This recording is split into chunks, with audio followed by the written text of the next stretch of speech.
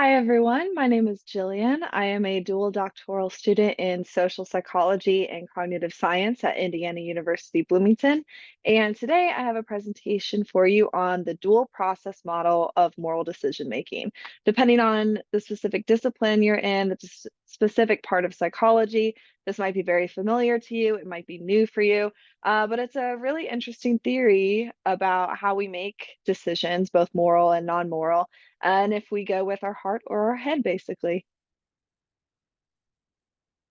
So to start off, I'm going to give a little overview of what I'm going to be talking about in this presentation. So first, just going over what dual process theory is, especially citing Kahneman, who kind of coined the system one, system two processes involved in that. Then going on to support of dual process theory, some empirical research support that we have in relation to moral psychology. And then finally, going a little further into dual process theory and the implications that that model has on morality and moral decision making. So first up, if you've taken Psych 101 or Communication 101, stuff like that, you've heard of these central versus peripheral paths to persuasion. So different ways that we can persuade people. Basically, this is like the logic persuasion versus emotion-based persuasion. So you can see with the images here, you might have the central path, which I think of as like what my dad argues for in persuading me. So he would argue if I was looking for a car on stuff based on the cost and the safety, reliability, stuff like that. Whereas my peripheral route to persuasion for me, I would say, okay, but what's the color of the car? Like, how easy would it be for me to think of a name for it? Is it more expensive than my neighbor's cars? I guess that's something that's listed there. Um, so depending on if you feel you're more logic versus emotion brain, you can see how these different paths can lead you down different routes of persuasion. And for somebody who uses their logic brain more, like my dad would, giving him logic-based reasoning would be more effective versus me, that I kind of think with my heart more than my head a lot of the time. But this is just kind of showing, that separation. These dual process models, it's not a new thing. It's something that's been around for a while in psychology and communication literature, but we're just starting to get more into the empirical research on it and kind of the implications of what it means to have a dual brain when it comes to our decision making. So, Kahneman wrote this book about dual process theory, where he talks about the difference between the logic side of the brain, which he calls system two. This is our kind of longer, thought out, reasoned process that leads us to decision making, versus our system one processes, which have to do with the emotion part of the brain. So these are our very quick, automatic, this is what I want, this is what I don't want, those kind of feelings and emotions associated with decision making. So he talks in this book about the difference between these two processes when it comes to decision making, how they often do work together. And that's something that I want to point out for sure. A lot of the decisions we make, we reason with both the logic and the emotion side and put them together in order to make a moral decision. But this dichotomy is interesting because it leads to different routes of research, whether we're wanting to study logical system two, thought out moral decisions and processes versus those automatic, intuitive ones. And we learn a lot about decision making in general by kind of separating those two processes. So, for moral decision making in particular, you've probably heard of the trolley problem, which is a very popular thought experiment in philosophy when it comes to morality. Basically, you've got this trolley, you can see in the picture, it's headed down a track, it's about to kill five people who are stuck on the track. Versus there's another track that only has one person on it. So then the person trying to make the decision is trying to decide if they should flip the switch so that the trolley goes and kills the one person instead of the five. And a lot of people, when they're given the trolley problem, will put logic over emotion and say, yeah, that makes sense. Switch the trolley path, kill the one person, save the five people. A classic utilitarian decision where killing one person will do presumably less harm than killing five people. But then when it comes to another version of the trolley problem, which is known as the footbridge dilemma, things change a little bit. So this one is the same basic idea. Trolley is about to kill five people. Now, instead of there being another track and a switch, instead you can choose to push a person off of the footbridge and the trolley will hit that person, kill them, but it will stop the trolley so that it doesn't kill the 5 people. And in theory, this is a very similar decision to the trolley problem, where you're killing one person in order to save 5 people. But it turns out in research, we see that people often change their mind and they say, no, it would be unethical to kill this one person versus killing the 5 people, because you're having to push them off of a trolley, you're off of the footbridge rather, instead of just flipping a switch. And so the emotion part of the brain is taking over here, and you're prioritizing kind of that automatic, intuitive, no, I can't push a person off of a bridge to their death. That seems wrong. But why does it seem more wrong than flipping a switch and killing a person? The end result is the same, but there's something else at play here, something that's going on that's making you switch from a logical, yes, kill the one person, save the 5, to an emotional, no, I'm not going to push a person off a footbridge to kill them and save 5 people. So you really see the separation here when it comes to research. Like I said in the last slide, these systems, these processes do work together to make decisions, but you can see how slightly different situations can change which part of the brain, which process is taking over in order to come to a final decision. So research shows that we have different decisions between the trolley problem and the footbridge dilemma, even though they're based on the same central save the 1 or save the 5 kind of idea.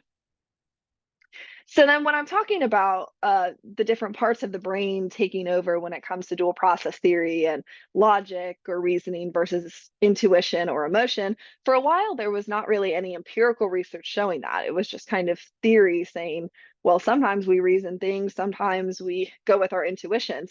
But this is a really cool study done by Joshua Green, where he wanted to look and see if there were actually different parts of the brain that dealt with moral intuition versus moral reasoning. And his findings confirm that the ventral medial prefrontal cortex is activated more when it comes to dealing with moral intuition, when people are talking about the footbridge dilemma, versus the dorsolateral prefrontal cortex, which is the brain region that's activated when we talk about moral reasoning or with the classic trolley problem. So what makes this really important is that it's real research showing that these two systems can act independently. They often, again, do work together to come to moral decisions. But if we know that the brain really can process these things in two different ways, we know so much more about decision making, about morality, and how we reason through situations by knowing that sometimes that emotion part can take over and lead us to different moral decisions than if we were just logically looking at a dilemma. And so something big in morality obviously is perspective taking, and what makes people have, completely opposite perspectives on the same moral situation. And sometimes that's because for one person their logic brain is being dominant, or the logic part of their brain, their dorsolateral prefrontal cortex, and it's saying, yeah, you should push that person off the bridge because ending one life is better and will do less harm than ending 5 lives. And then the other person in the other perspective, their ventromedial prefrontal cortex might be activated and they might be saying, no, it's wrong to kill a person yourself by physically pushing them off of the footbridge. And so they might come to a different conclusion. But it's really awesome that we have this study and similar studies to see those different brain areas and how they're activated when it comes to these different processes in moral decision making. And these are a couple of quotes. Again, like I said, some of this is new research, like the Green fMRI study, but a lot of it has been talked about for a long time, of these two different processes of central versus peripheral, reason versus emotion. And so these are a couple of philosophers who had kind of a different take. This is paraphrased from one of Plato's works. He said, knowledge is not acquired by using the senses, but by thinking, by an activity of the soul all by herself without reliance on sensation. So obviously Plato here is arguing that knowledge is acquired through reasoning, not through emotion. And this is in contrast to philosopher Hume's idea, where he said very famously, reason is and ought only to be the slave of the passions. So intuition and emotion should reign dominant over reasoning. So I'll leave that to you. This is a common debate in the field and in other fields too. Clearly, this is philosophy, of whether you think that reasoning or intuition is dominant and whether one should be dominant over the others. But it is important to recognize that dichotomy and realize that our decision making might be heavily influenced by one versus the other. So when it comes to specific moral psychology research with moral reasoning versus moral intuition, you're probably very familiar with Kohlberg. He had his stages of moral development that said, the older you get, the more morally developed you are, the better you are at morality, the more you're basing your morals on kind of abstract things, like it says universal principles versus when you're young and it's just, rewards and punishments, like what I get grounded for is bad, what I get ice cream for is good. And so, yeah, so he outlines these stages of development, saying that we become better moral reasoners as we get older. So then, in terms of measurements of morality based on moral reasoning, Rest's defining issues test was based on Kohlberg's stages of development. So this is used to test moral development and moral reasoning skills. So you can see that you're given a little vignette, a moral dilemma. This one is about a man who's considering stealing food to feed his starving family. And then after that, the question, it has all these different moral reasons. That's what these are. So it's different reasons you might come up with to either support one side of the issue, whatever your moral conclusion is. So you might read it and you might say, no, he shouldn't steal because stealing is wrong. And you can see moral reason number 3, it says, shouldn't the community's laws be upheld? So maybe that's your primary concern. No, stealing is against the law, so it's wrong. That's my primary reason. So I might say that is the most important reason. As opposed to, so in the dilemma, he's considering stealing from a rich man who's very greedy. So then reasoning number 9, it says, does the rich man deserve to be robbed for being so greedy? Maybe that's the first kind of aspect of reasoning that you think of. You think, yeah, he should be able to steal the food. The rich man kind of deserves it because he's so greedy, and you shouldn't be rich at all. So that's the most important, or you might think it's the least important. So you rate these based on their relative importance in your moral reasoning, which is again Kahneman's system 2 process. You're thinking it out. You're weighing these different options, these different reasons. Some are more important than others. And then when they score this defining issues test, your results indicate how morally developed you are. So presumably the reasons that more align with universal principles, which was the final stage of Kohlberg's stages of development, versus, rewards and punishments, which was a lower stage, would suggest that you're more morally developed maybe than somebody else.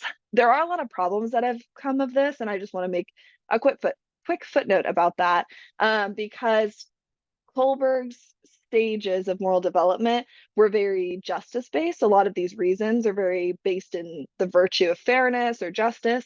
And Gilligan, her work later, was a critique of that, because Kohlberg, when he would give these tests, he would find that men would score better than women on average. So he would say, oh, men are just more moral than women. Men are more morally developed than women. And that is the most reasonable conclusion. And Gilligan was like, I don't think that really makes sense. And so she proposes this ethic of care. And she says, okay, people who morally reason more based on maximizing care, minimizing harm, that's much more common for women compared to men who see it as more black and white. What's the most fair thing to do? What's the most just thing to do? So that kind of opens a little door into, oh, we make moral decisions. We have different moral reasoning processes based on the moral compasses personal to us and what we think is right and wrong. If you have a conflict of care versus fairness, which one are you going to choose? So it kind of adds a little bit of complexity to this idea of measuring morality. But the point I want to get across here is that this is a very popular way that we study moral reasoning, where we give some kind of moral dilemma and people think about it, decide what they would do and why. And we can talk about the qualitative research involved in the why. Here, they make it very easy with the different moral reasons. So it's more of a quantitative analysis. Okay, so that is moral reasoning. Now, switching gears into moral intuition, we're going to that system 1, the automatic processes that Kahneman talks about. This is Jonathan Haidt's theory of moral foundations. So you might have heard of this if you have taken a class on evolutionary psychology or even social psychology, because these moral foundations are based in evolutionary theory. So the idea of morality here is that morality is an evolved concept that has been selected very similarly to how natural selection works for biology, where the most moral traits are the ones that encourage reproduction, successful offspring, all of that good evolution based stuff. Um, so you can see in this chart, these moral foundations, these are supposed to be very intuitive, quick. I don't need a reason for why that's right or wrong, but this is how I feel in that situation, those kind of ideas. And so he lines out these five foundations: care, fairness, loyalty, authority, and sanctity. There's six of them now. I'm sure there will be more in the future as this video gets more outdated. But you can see that for each of these, there's that original adaptive challenge. So, what challenge did our ancestors face where this aspect of morality was important to uphold? So, you can see for care harm, simple, protect and care for the children. If you don't protect and care for your own children, then you're not going to have a lineage, you're not going to have successful offspring, and your family line dies, which is the opposite of what we want in evolutionary theory. So then you look down and you see like current triggers might be baby seals or cute cartoon characters. Kind of the idea that Height is trying to get at here is that, like, if you saw a really cute puppy and somebody kicked that puppy, you would be like, ah, like that feels morally wrong. And I don't need reasons. I don't need moral reasoning to figure out, was that decision right or wrong? Should they have kicked that puppy? I don't know. No, it like intuitively feels morally wrong. And if someone were to say, well, why is it morally wrong to kick the puppy? You would just be like, because it's a puppy. What like you it's sometimes hard to think of reasons when it comes to moral intuition. It's just what you automatically feel as part of that system one emotional process. I really like the example for loyalty too, for that foundation, because obviously our ancestors, they lived in tribal societies, and so it was imperative that they be loyal to their in group, because if they betrayed them, people would just kill them, and then, there go the successful offspring. So our ancestors learned to be loyal to the people that they needed to be loyal to in order to survive. And then the current triggers, it talks about sports teams and nationalism and stuff like that. And I think that's really cool because I am a big Steelers fan in football. And if somebody is saying something bad about Kenny Pickett, no matter how we're playing, how we're doing in the season, I have this very automatic feeling that I need to defend Kenny and I need to defend the Steelers. And there's not really like moral reasoning. Like I couldn't give you the stats of like he's the best quarterback because he has this many throws and this many interceptions. It's not about reasoning. It's just that automatic loyalty intuition that I feel toward my team. And you can easily see how that could have been based in evolution if this theory is correct. And some other cool future research or further research you can see on the right side, they found that liberals and conservatives tend to prioritize these foundations differently. So liberals, you can see, tend to be very high in harm and fairness in those foundations, whereas conservatives kind of align, they prioritize all five more equally, but specifically those authority, loyalty, and purity foundations. So that provides a lot of insight to political conflict when it comes to like, why do liberals and conservatives feel so differently about this issue? Perhaps they're prioritizing these different moral foundations, whether they're these or other ones. So when we're trying to make appeals to the other side for persuasion, it's much better to try to persuade from where the other person's positionality lies. So if you're a conservative trying to appeal to a liberal, appeals based on loyalty or authority aren't going to be very effective. And if you're a liberal trying to persuade a conservative, maybe thinking about those loyalty, purity, authority foundations would make your argument more appealing. So that's just kind of a cool political psychology application if you're interested in that. And when I talk about the testing for this is what that looks like. You can actually take this online. There's a second version of it out now that's come out in the last few months.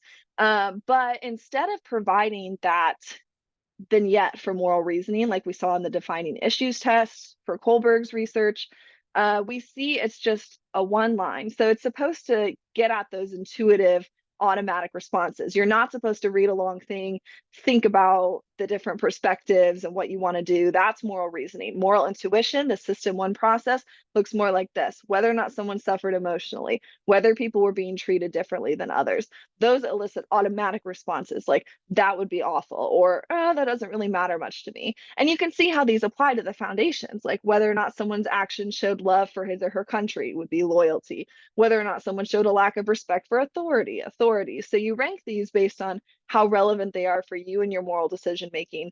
And they're meant to get at those automatic, intuitive, emotional responses to moral dilemmas.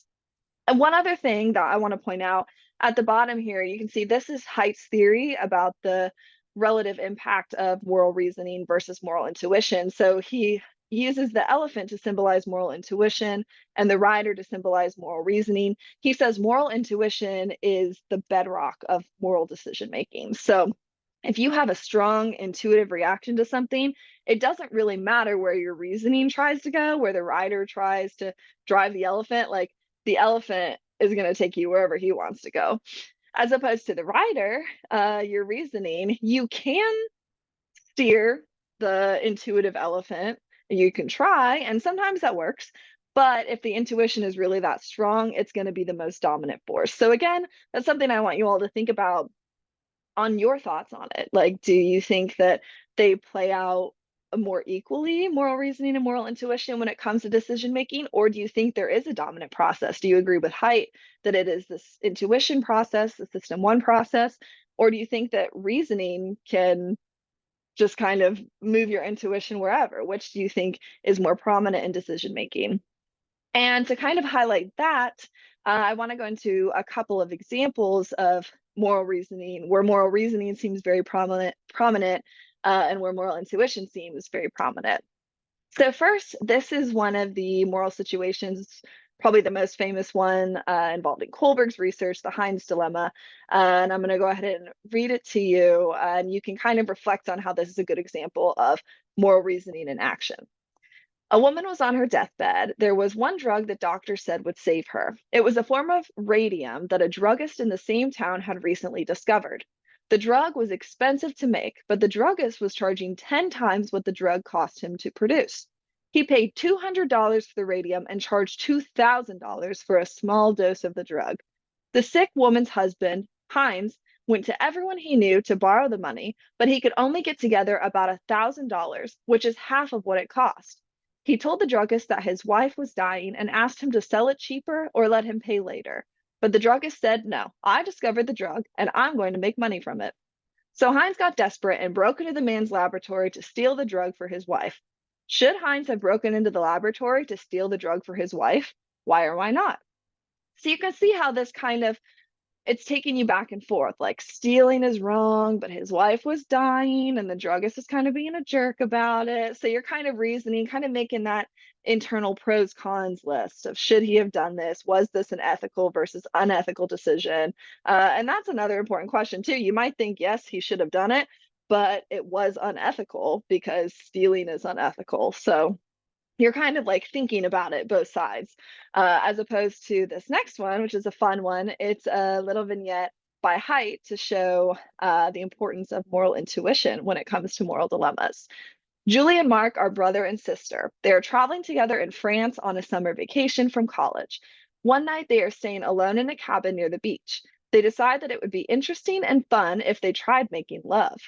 At the very least, it would be a new experience for each of them.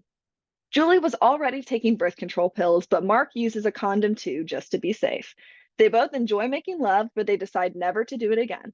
They keep that night as a special secret, which makes them feel even closer to each other. What do you think about that? Was it okay for them to make love? Yeah, intuitively, emotionally, you're like, no, they're brother and sister. And then if someone were to say, well, why? Then you say, I don't know, like, they just shouldn't. Like, and any kind of objection you can think of, they could have a baby with birth defects. It says, well, no, she's on birth control. He used a condom. It's like, okay, but what would their parents think about that? And it's like, no, they're keeping it a secret. They're not going to tell anybody. Plus, it has the added a beneficial consequence of making the siblings feel even closer to each other. So it's like a consequentialist will say, yeah, there were no bad consequences, only good consequences. So what is the problem here? But intuitively, you would still say, I can't explain it. I can't provide the moral reasons for you, but this intuitively feels wrong. So again, with Haidt's theory, he's saying reasoning can guide you in whatever direction, but if you have a strong intuition about something, there's no kind of reasoning that can convince you something like this is an okay or ethical decision. You just feel so intuitively against it. Um, so yeah, I really love that example because it shows that sometimes you really can't explain your morality or the way that you feel, but should you have to? Should that be a requirement of taking a moral stance on something that you're able to show why you would choose one decision and not just explain it on emotion and system one processing? So again, just to sum up, we have this dual process theory. Our system two thought out, slower moral reasoning ideas, like with Kohlberg stages of moral development and the defining issues test. And then we've also got the emotion, this intuitive automatic system one process that relates to Haidt's moral foundations theory and the moral foundations questionnaire, which I would highly recommend you take online, which you can just Google it and find it to find out what your moral foundations are, what you prioritize in your moral decision making. So if this interests you at all, or you have any more questions, feel free to contact me. Here's my LinkedIn and a couple emails. But I am Jillian, and I thank you for listening to this presentation on dual process theory.